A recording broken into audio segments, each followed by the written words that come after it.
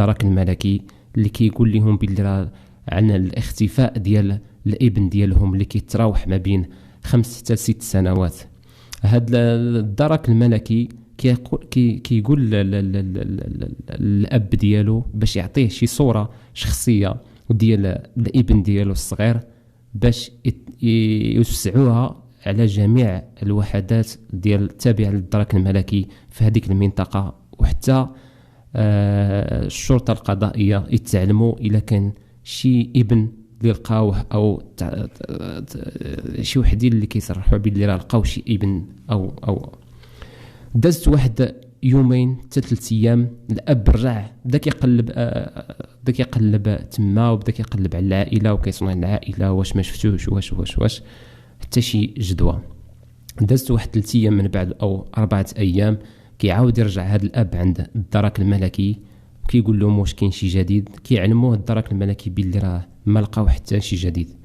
من بعد دازت واحد الشهر تقريبا جات عاوتاني واحد الاسره اللي في نفس المنطقه عند الجندرم كيقولوا لهم باللي راه الابن ديالنا اللي كيتراوح بين حتى هو بين 5 حتى 6 سنوات راه خرج من راه مشى للمؤسسه مع الصباح الباكر ولن يعود حتى لدابا تقريبا شي 10 ليلا ما رجعش للدار.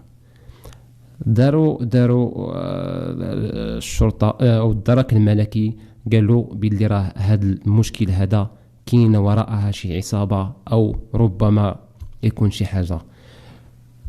كملوا البحث ديالهم الدرك الملكي مع هذه الاسره الثانيه وفين باش يدليو بهم بصوره شخصيه ديال هذاك الابن اللي تخطف لهم او ما جاش للدار.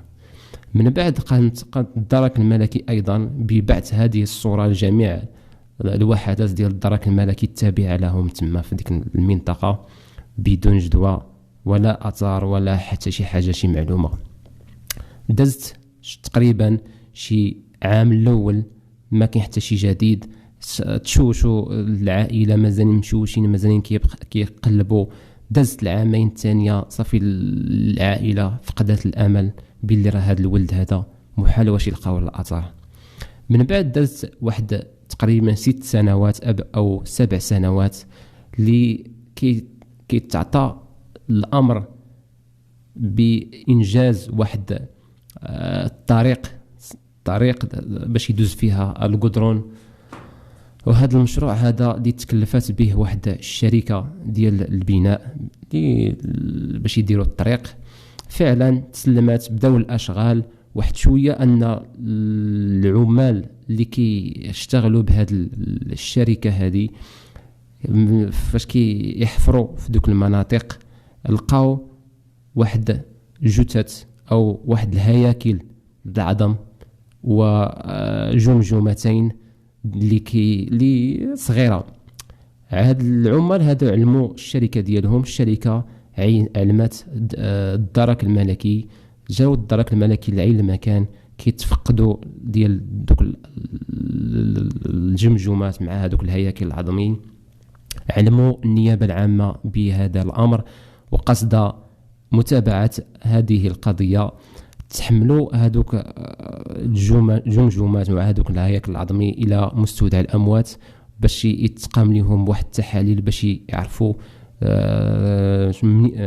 تعرفوا على هذا. ومن بين هذوك حدا هذوك الجثث لقاو 2 المحفظات. وهذو 2 المحفظات قلبوهم الدرك الملكي ولقاو شي ورقات ما باينينش مزيان مع القدميه ديال سميتو. وفعلا تعلموا باللي راه كاين تشابه بين هذوك الابناء اللي تخطفوا من العائلات ديالهم. فيها هاد 2 ضحيات هادو كيتبين لهم باللي راه الابن ديال هاد مول الفيلا هو وراء هذه الجريمه هذه. فعلا في عين المكان اعتقلوا الابن ديال هذا مول الفيلا باش يكملوا معاه البحث.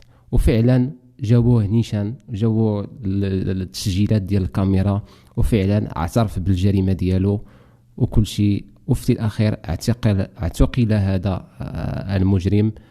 والى هنا كنساليو هذه القضية هذه. والسلام عليكم ورحمة الله تعالى وبركاته.